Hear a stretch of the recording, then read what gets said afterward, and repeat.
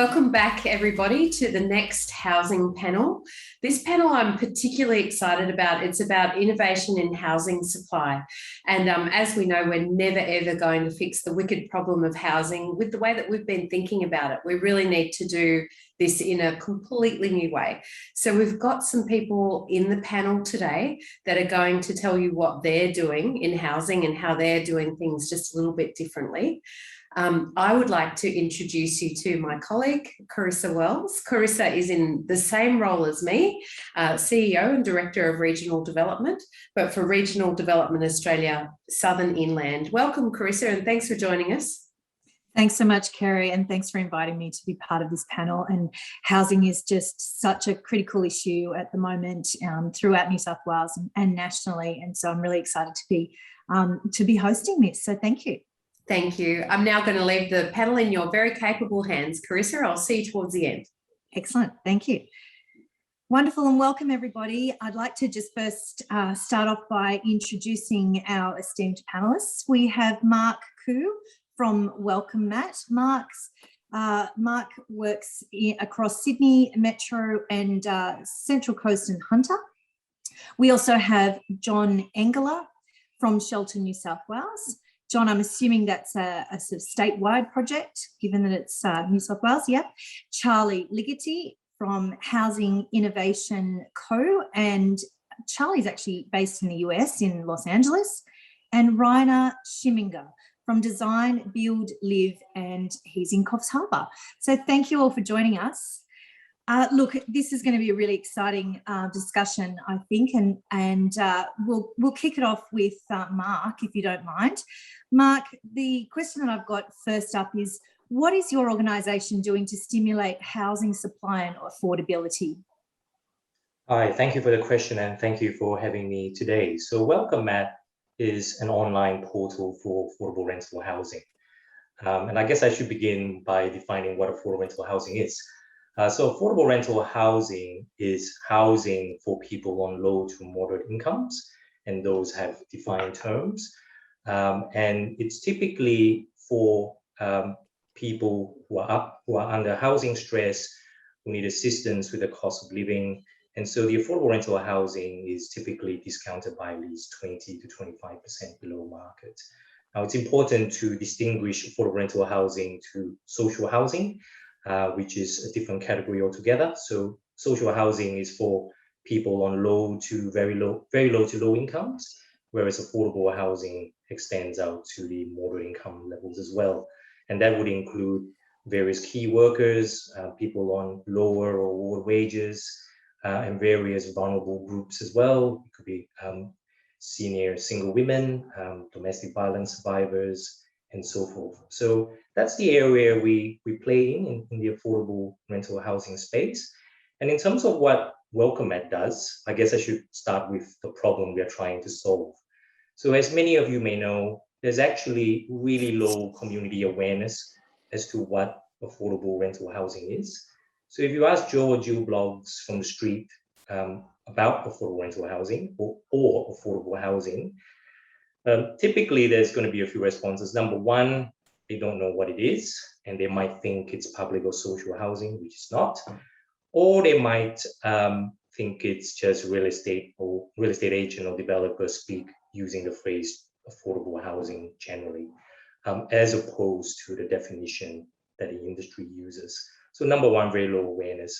Secondly, up until Welcome Mat came along, there was actually no central place for people to go to find affordable rental housing. So if you rang DCJ or Department of Communities and Justice before we came along, two things will happen.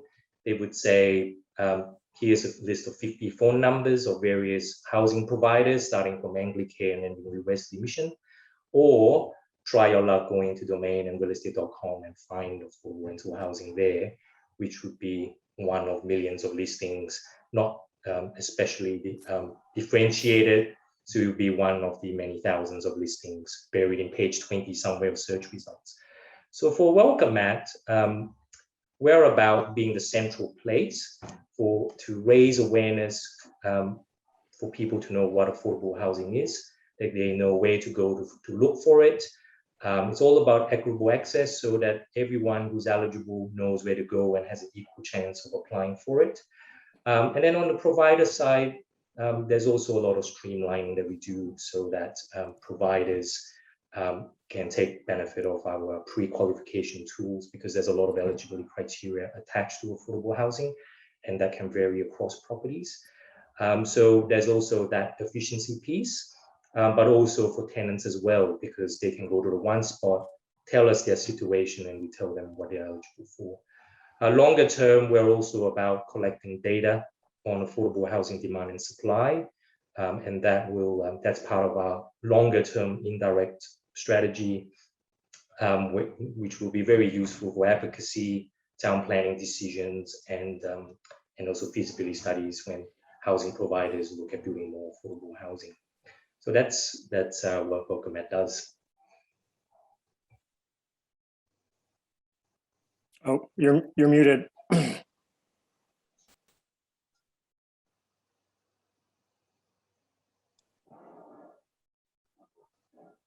Yeah, I'm so sorry. I pressed completely the wrong button.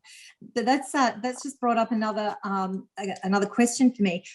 How do you actually describe affordable housing? Yeah, so the word affordable is a very elastic term, if I can use that phrase. So what's affordable to me or you will be different to someone else. And typically when we deal with people who discover the phrase for the first time when they come to our website or social media or whatever, they invariably think about affordability in their own terms. So to say, if you say it's affordable housing, it must be affordable to me, very subjective. Obviously, with the industry definition, that's not the case. So it is an objective term. It's intended to be affordable by virtue of the 20 to 25% discount. And based on industry practice, someone is considered under housing stress if they pay more than 30% of their income on housing. And because affordable rental housing has income limits attached to it, that combined with that 30% rule means that we are really targeting people in certain income bands who can afford those rentals. But obviously, it's still a market-driven product. So 20% off at Bondi Beach is not the same as 20% off in Blacktown or Broken Hill, for example. So it is still market-driven, but the discount is intended to make it affordable. Great, thank you for that. Rainer, I can see you want to pipe in there. Yeah, just as a question to Mark there, say, well, who gives the 20% discount? Yeah, look, that's a good question. So there's various affordable housing programs out there. So it's not just one program. So the one of the main categories that's more well known would be what's called NRES, or the National Rental Affordability Scheme, which came from the Commonwealth government about 10 years ago. Under that system, it's actually a subsidy model. So eligible NRES providers who rent out properties to at a 20% discount to eligible tenants can apply to DSS at the Commonwealth level to get the 20% top up. So the subsidy comes through that. That's a rental subsidy model. At the state level, and this is another big category, from the planning system as well. So let's say a developer wanted to build 100 units of normal private rental units, but they're able to get extra floor space to 110, for example, if they agreed to allocate 5 of the extra apartments as affordable rental housing. In that case, the payment comes through the form of extra floor space, not as a subsidy. So in that sense, society has paid for that through extra floor space.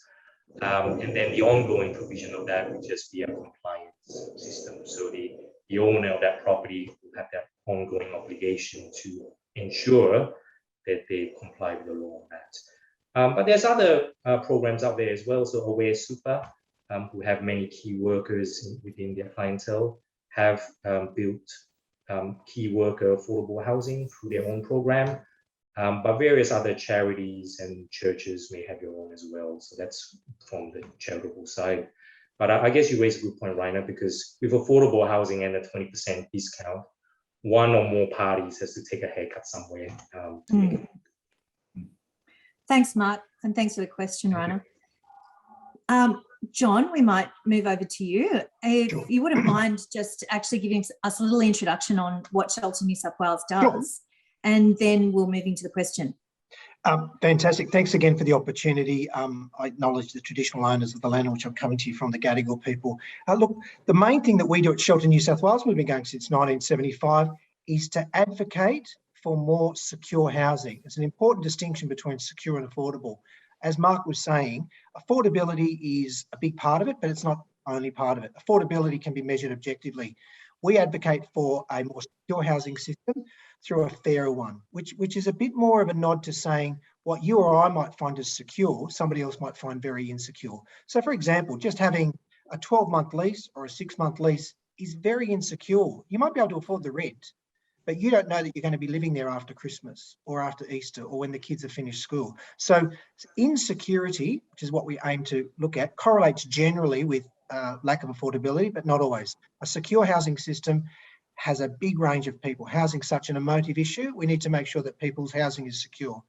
What Shelter does, there's three ways in which we try and contribute to the more affordable and more awareness when it comes to housing supply generally, is that we, first of all, try and raise awareness. So the 3 A's are A, awareness, B, form alliances with organisations like Mark's, and then finally take action and advocate to do something about it. Our world in which we live says pretty much the market, as we know it, does well most of the time. But at least for 5, possibly 10, sometimes 20% of any particular group in the market we call housing, first home buyers, long-term renters, young people trying, the market doesn't do well. It fails. It falls short, but in fact it fails. It fails traditional groups, younger people, people with disabilities, and in fact in aged care, often people don't understand what social housing is. We call that public housing. Mark's done a great expose about what affordable housing is. It's for key workers. Actually, other areas of specialist housing, we get it. We get that the market has to help, the subsidy is the word, for aged care. Probably about 25% of people who currently live in residential aged care across the country, for example, and it's nearly 250,000 people, the government pays their accommodation, pays their rent. So we're already used to, in other areas, that the market falls short. We need to provide a subsidy, and it varies either at the building stage or the operating stage. That's pretty much it. The thing that I'd like just to touch on, and it's great to see Charlie here from the States. I mean, that's an example to you and the whole conference and Ignite, and I really encourage the fact that you've done this. We probably wouldn't have been having this conversation in this same way. In fact, we wouldn't have 2 years ago.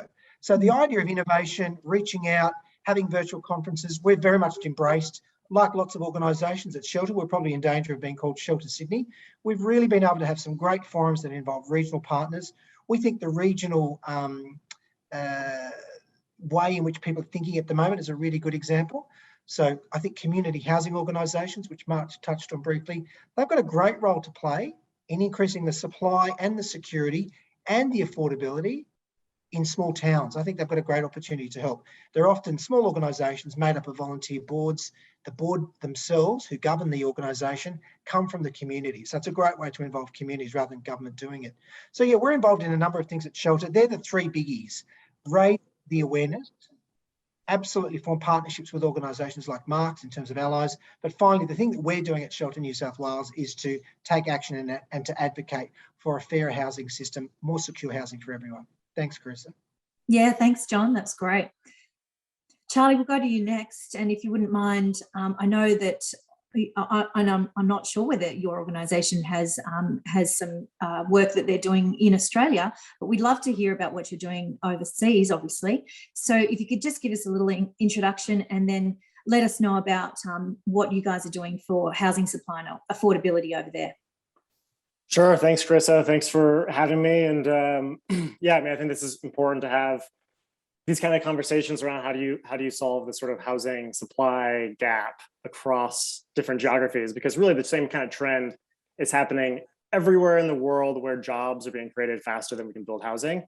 And so, like, you know, I guess in the global context of things, LA is sort of the epicenter of the homelessness crisis in the country. So there's about 150,000 people sleeping unsheltered in the United States, and 50,000 or 70, actually now 70,000 of those are sleeping on the streets in Los Angeles. And so sort of, you kind of look at the whole continuum of the housing supply that we lack in places like Los Angeles or high growth markets.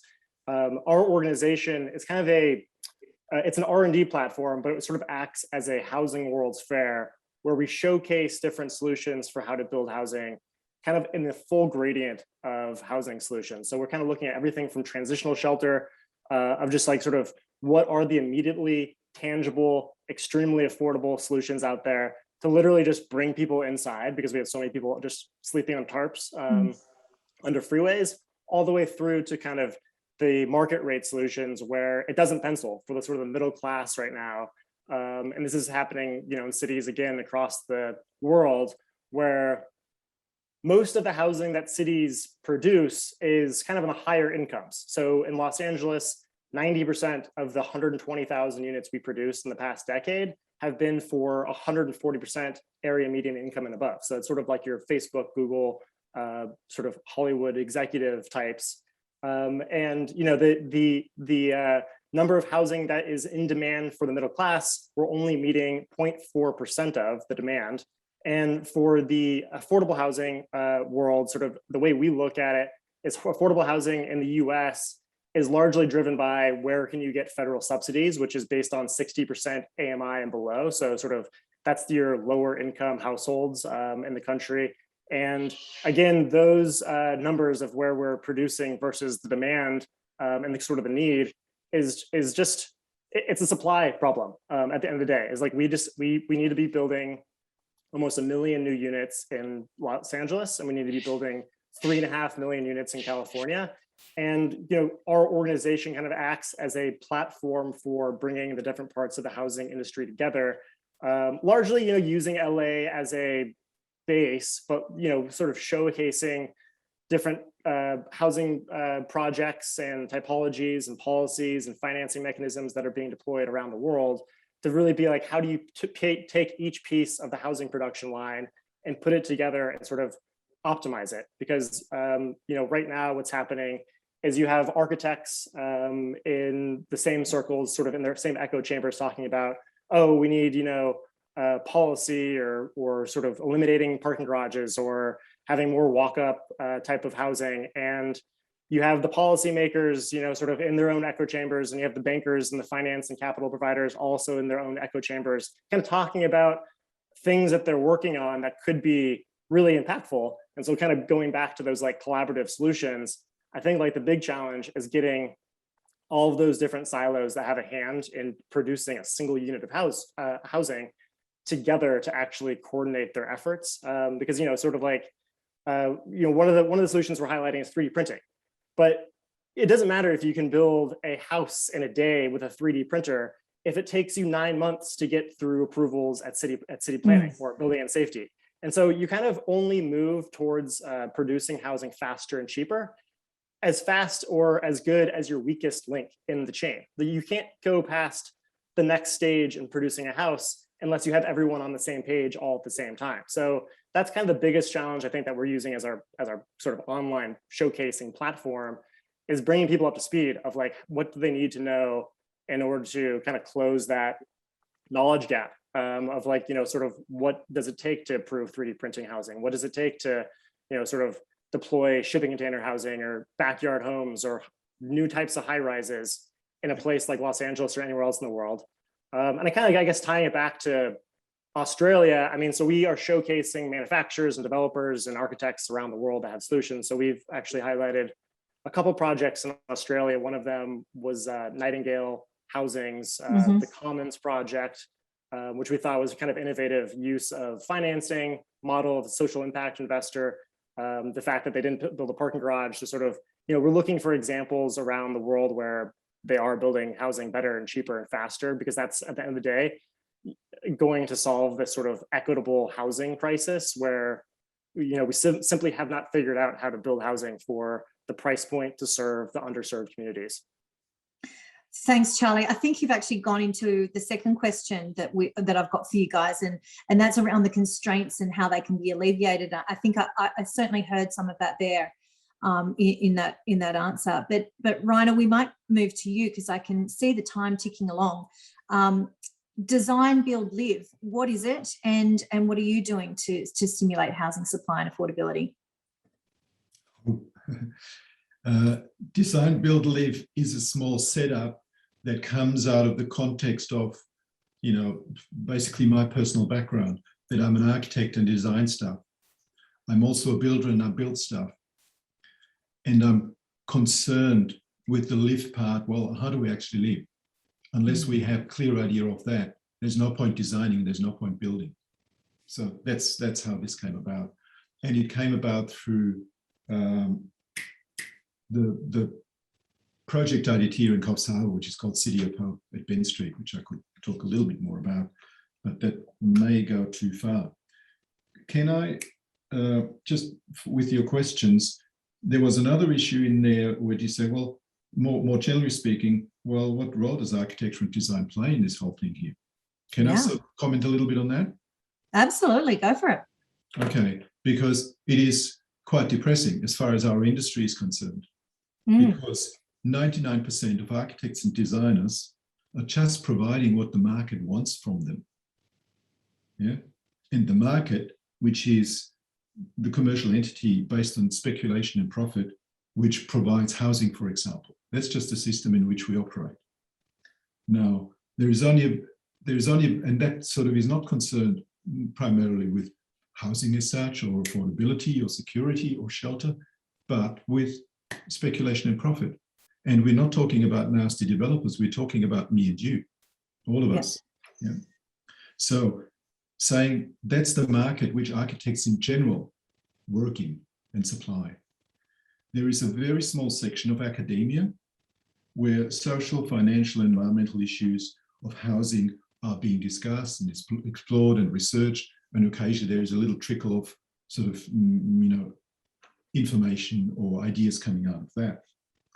And there is a very small section of architects, actually practicing architects in the industry, that explore different approaches than what the market wants to do and can do.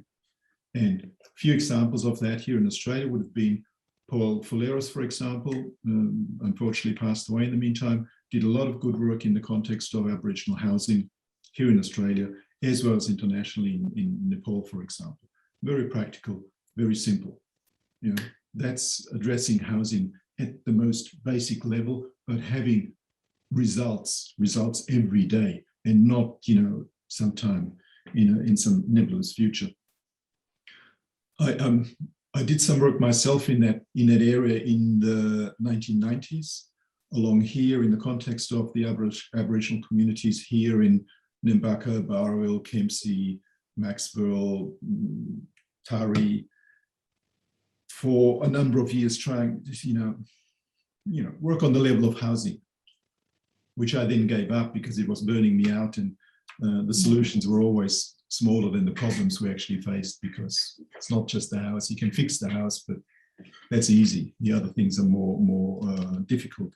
Nightingale Housing in Melbourne has been mentioned already as a good example of working actually in the commercial marketplace, but with a social agenda and intention and aspirations. And I think it's a good one. That's an architect-led development, trying to keep, commercial developers and real estate agents and so on out of the picture. And it works in certain ways. Only the architects involved now complain, oh, they're going broke doing it. So there is an issue there with how it's done and risk allocation and so on. My own development here in Coffs Harbour would also fall into that.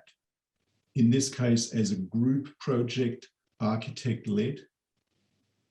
And again, very much sort of dependent on me, not having commercial approach. So what this points to is the architecture community here, as far as providing innovative and new and different solutions to the housing crisis. 99% doesn't engage in that, and more probably cannot. And why not? Because it doesn't pay. You can't make a living out of that. I go broke if I do too much of that. And that's sort of a question itself. So for me, the bottom line of that is the housing crisis is actually not an architectural design problem. If it were so, we could easily solve it. Yeah. it is a social and a I think political that problem. I agree with you, Rainer, but I guess that leads to, you know, what are the constraints and how do you think that they can be alleviated? If you're designing it, what's the next phase that we need to cut through? And I think Charlie really did allude to that, where he said, you know, are the processes in place? You know, can we get DAs through in a certain amount of time? What are those constraints? Or better still, how can we alleviate them? How can we alleviate them? We all know the problems. Let's come up with some solutions. I've got one I'll put to Rainer if that works all right, Carisa. Sorry, I couldn't hear. Carisa, I've got one I could put to Rainer if it helps as an architect. So just to take you off track a bit, but it's a really interesting point you make. One of the things that we face is that the market, I use that term, produces lots of 2-bedroom units, and you always see the schematic drawings. They've always got 2 double beds in them. I watch these programs that come to us from overseas. Charlie, I don't know what happens in the States, but the concept of single and double bedrooms, given the housing crisis, why do we continue to build apartment buildings that generally have 2-bedroom units, when most of the time, if people have got 2 kids of a different gender, the worst thing you can do is put them in a 2-bedroom unit. What you want is an 85 or 90 square metre unit. So that's the challenge to you, Rainer, as the architect. How can I still build for the same price a unit that's flexible, but allows people to change as their family changes, and they can have 2 single bedrooms and a double, and in 5 years it might be 2 doubles. The reason why is because at the moment housing is so expensive, because what people want is a house that has 3 bedrooms. They don't necessarily need a yard. Unfortunately, what the market is throwing up repeatedly is 2-bedroom units, because that extra 150,000 or 200,000 or 300,000 in the case of Sydney to get a 3rd bedroom is such an impediment.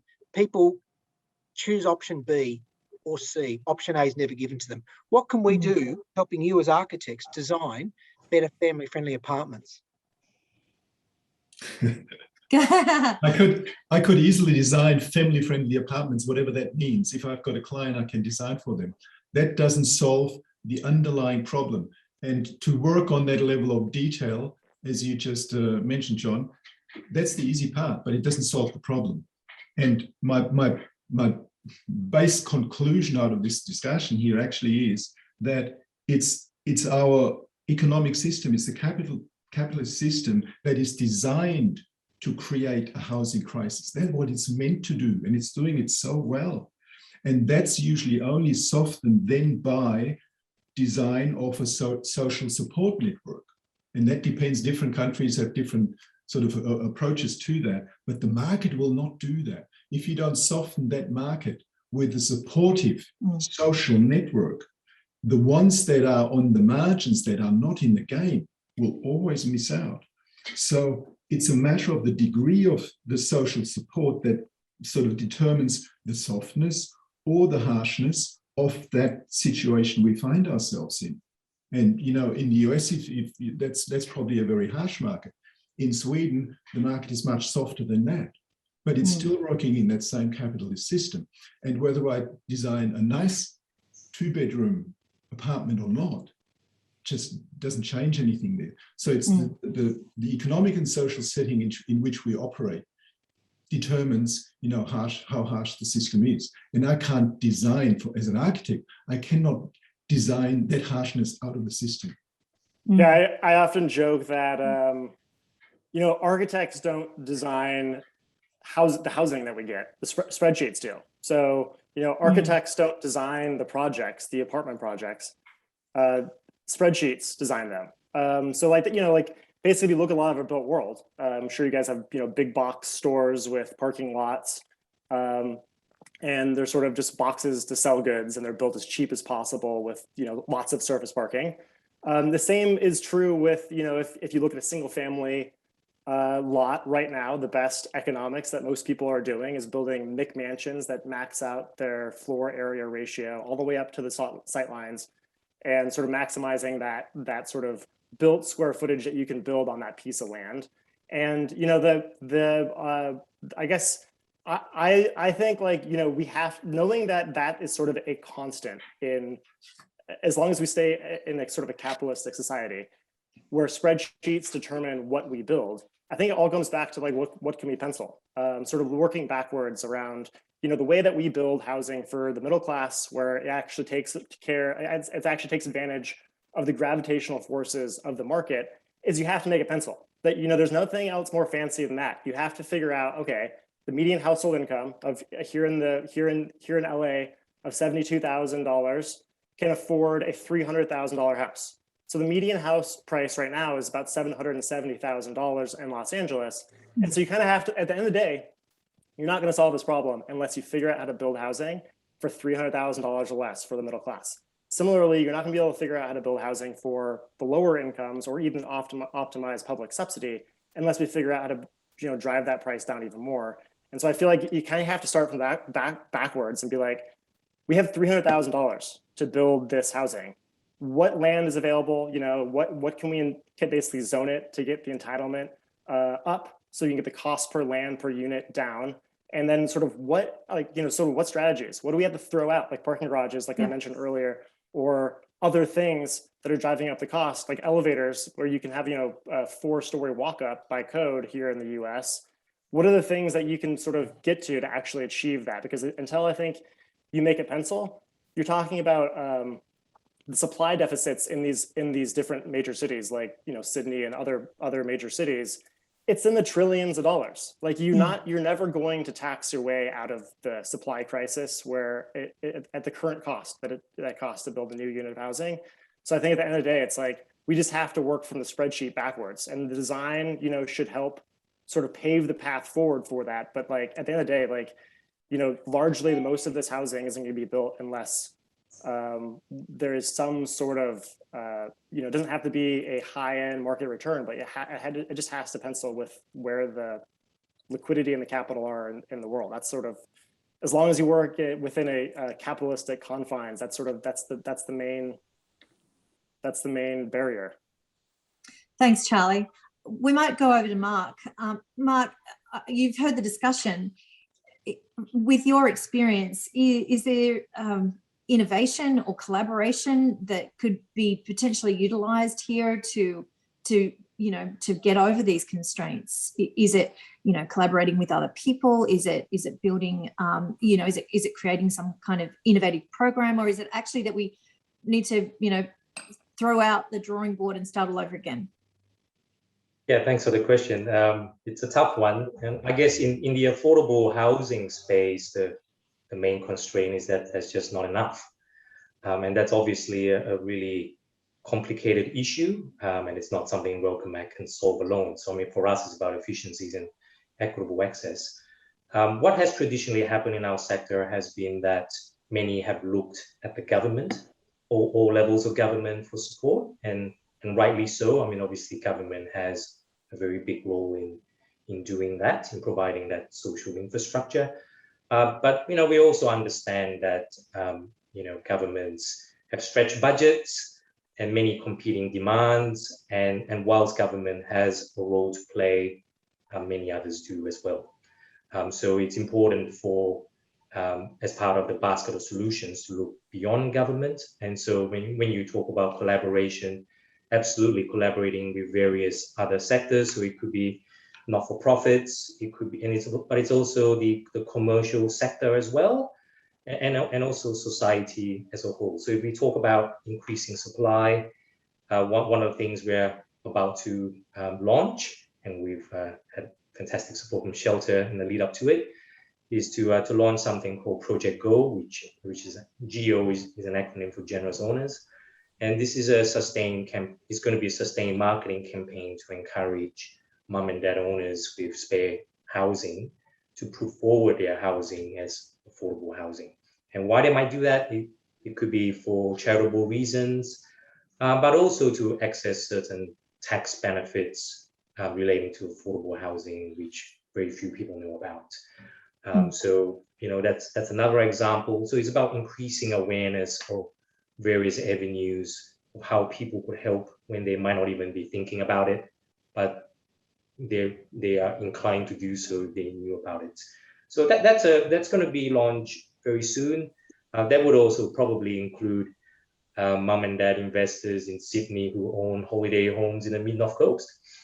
So just to talk about your more local area. So Yeah, collaboration across various sectors is very important because not a single sector can solve it itself. And if it boils down to just commercials, then that obviously doesn't work in itself. Thanks, Mark. I think you touched on both of those points, collaboration and innovation. I mean, that's an innovative program, obviously, that Project Go. John, did you want to discuss a little bit more about that and how perhaps, you know, do these programs and processes, do they need facilitation? You know, how can organisations like RDA Mid-North Coast and Southern Inland, from my personal, you know, benefit, how can we help with this?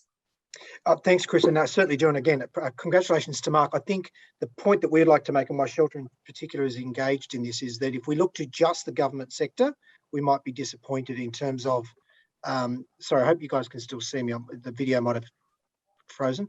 We're right. Okay, good. If we look to just government, we're going to fall over. And I think Charlie made that point about the level of subsidy that's needed. Two things: the private sector has a great role to play, and not only should they want to. We have lots of discussions with, you know, for example, what Project Mark's talked about, good mum and dad investors who actually want to do something ethical. They make ethical decisions in other aspects of their life, from what coffee they buy to what shoes they, you know, procure. There's no reason why you wouldn't expect that same level of ethical understanding in terms of providing housing. That's one thing. The second thing I would say, and I dare say Minister Pavey, I apologise that I wasn't on the call earlier today to hear, but yesterday she announced a fantastic example of both collaboration and innovation that was around this facilitation. The City of Newcastle Council and the New South Wales government decided that they'd come up with a deal. So when it does come to the government subsidy, we get a great multiplier effect when the state, federal and local, and indeed regional governments all work together. It's not just one plus, it actually has a multiplier. So I note that the announcement yesterday, which I only saw on the internet last night, was where Newcastle Council said it would match the rates that the social housing, public housing was otherwise available in the area. It would match that as a way of helping to facilitate and promote more funds being available. So I think what's great about this particular collaboration that you've organised, local councils, regional councils have to work directly, not wait for the state to tell them what to do. They have a direct role in keeping good key workers, older people, younger people, people who miss out in the area. So in the case of Taree and Wingham and all that stuff, you don't want to have it that only really wealthy people live in Foster and everyone's got to travel from Wingham to be the cleaners or the caretakers or the checkout operators. Healthy, good communities have diverse employment, diverse incomes and diverse employment types. So that's the thing we'd be pushing for, all levels of government working together. There's a great opportunity. And if COVID's taught us nothing else, we really need to value these essential workers. They kept us safe, fed and healthy during COVID. When Mark talks about affordable housing, we really mean housing for key workers. It's the essential workers. At the moment, they're missing out. And I think Charlie, just to finish, alluded to it earlier. I think sometimes we miss the middle. We get the welfare overt. We know what the problem is there. And we get the very wealthy people, as Charlie's given the great statistic to about who's being built and accommodated at the moment. It's probably that missing middle. And a great way of thinking about it is, a family squeezed into, and it's bad enough in Sydney, but when it happens in, Foster or Coffs Harbour, a family with 2 kids squeezed into a 2-bedroom unit, that just doesn't seem right to me. We've got a huge amount of land. We should use it. I think collaboration with local councils, they've got to move from just doing roads, rates and rubbish. They should be providing houses, havens and housing for everyone. So that's my bit. Local council can really lead, not just follow. Oh, look, I agree. And they've got so much that capacity to be able to do that with, with systems and processes through the DA system. And, look, we know that the New South Wales Task Force was just recently, we certainly submitted to that. It seems like there's a lot of concentration on housing at the moment. But again, we've got to really come together and bring those solutions to the bubble up to the top. Charlie, something else that's going on in the US. Can you give us an example of something really exciting that you guys are working on that we could actually have a look at over here? Well, we have President Biden's transportation infrastructure bill that's sort of still in the middle of the reconciliation process at the federal level, where it's a record number of dollars being invested in infrastructure. And sort of one of the big narratives over the past couple of months is housing is infrastructure. I think kind of a useful framework that hasn't been adopted yet really in the housing industry is, cities, which are the sort of the economic drivers, I would say, of a lot of sort of industrialized economies, rest on kind of three pillars. And it's jobs, which is, in the political realm, that's always what people are running on. This is going to create more jobs. I created so many jobs, like, X number of jobs. The economy is doing well because jobs are up or pay is up. And so, that's always sort of getting a lot of the attention and a lot of the money. It's how do you sort of incentivize economic development? But cities also depend on, the housing of where those jobs sleep at night and the transportation in between those 2 points of destination. And I think sort of right now, our ranking of priorities doesn't understand that it's a sort of codependent trifecta of jobs, housing, and transportation. You need all three to work in order to have a highly functioning system. And sort of, I think America especially values jobs above all else. Transportation has twice the budget that the housing department has federally. And housing is an afterthought. They're like, let's let the pension funds and some, sort of private developers go figure it out in the market. And it's clearly not working. And so I think one of the interesting narratives happening in the US and probably happening elsewhere is, looking at housing as infrastructure where it doesn't necessarily have to pencil for it to make sense holistically as an investment. If you spend trillions of dollars in housing and it only gets, 1% return or whatever, it doesn't matter, because what you end up doing is boosting both the job opportunities and reducing transportation costs. And so, I think sort of fitting housing into the narrative where, our priorities are currently, which is wealth and jobs, I think will be a good sort of way to reorient the conversation around, we shouldn't just spend more money on housing. We should think about what the importance of housing is and why it makes sense to invest more into it at all levels of income. Thanks, Charlie. I mean, well, shelter is one of our priority needs, right? I mean, it really should be up the top of the pyramid. So but it's not reflected in the budget. yeah, right. Exactly, so it's right. The defense, we just passed $1 trillion military defense in our budget. We're more than willing to spend 10 times as much money on the bridges and jobs and housing in Iraq and other places that we are investing in our own country. And so I think that narrative is definitely changing right now. So I think, but that's probably also the same elsewhere, where it's sort of military and jobs are always the top priorities, even though the narrative may say otherwise. The way we spend our money is really the reflection of our values. I totally agree, and I think John was really discussing that a little bit earlier. That that housing really does need to be that priority. Rainer, we've got about 3 minutes left. So would you like to make any comments about whether it be collaboration or innovation, or perhaps it's the mindset that we have and the way we live that needs to change? Is that what we need to be discussing? Yeah. It's not just what we need to be discussing.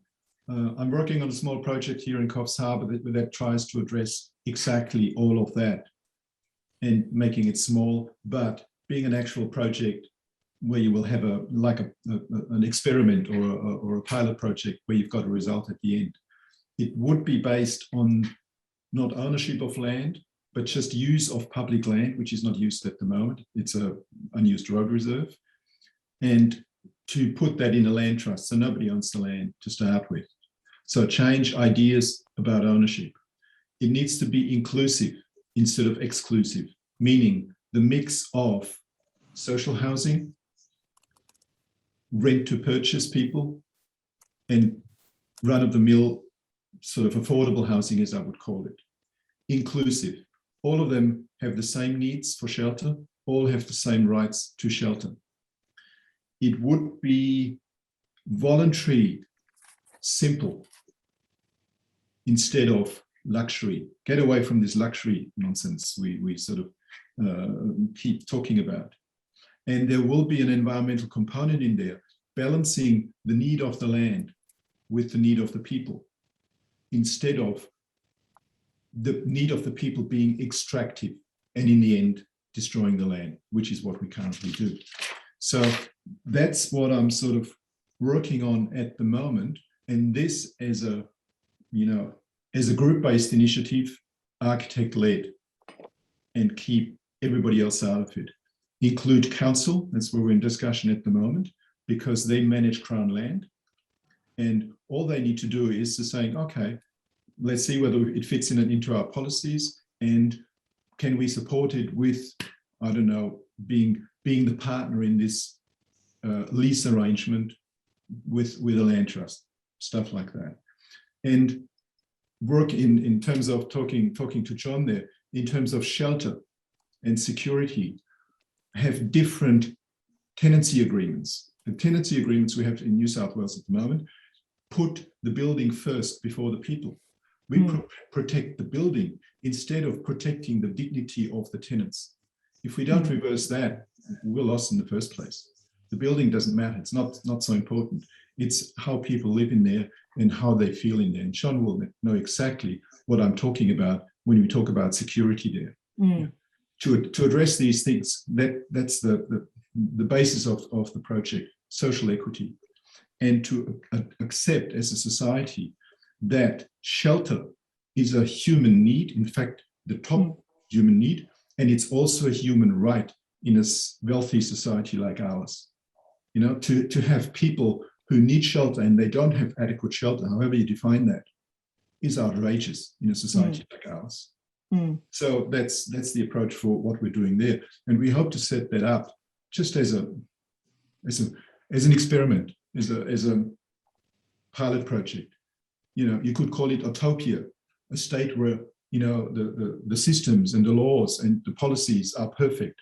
The people don't have to be perfect, but that's the perfection in there. And then we work out what happens when all these people get together with all their idiosyncrasies and all their sort of conflicts and so on. Would be an interesting thing to do. Thank you, Rainer. I think utopia is a really great ending for us. So I can see that Kerry has come back online. So it looks like it's time for us to end. Thank you so much for that really robust conversation. It was so interesting. Thank you. Thank you so much. Thank you. Thank you so much. Thank you, everybody, for joining us. Mark, John, Charlie, and Rainer, and particularly Carisa. I will look forward to catching up with you when we can. And to everybody else, we'll definitely look forward to learning more about what it is that you're doing in housing innovation, and how we can share that information so we can all learn from each other across the region. Thank you all again. And now, a note for the audience: what you need to do now is jump out of this webinar and into the next one. Just go to your agenda to be able to do that. And we're just about to talk about boom or bust and housing investment into the future. So I will see you on the other channel. Thank you again, everyone.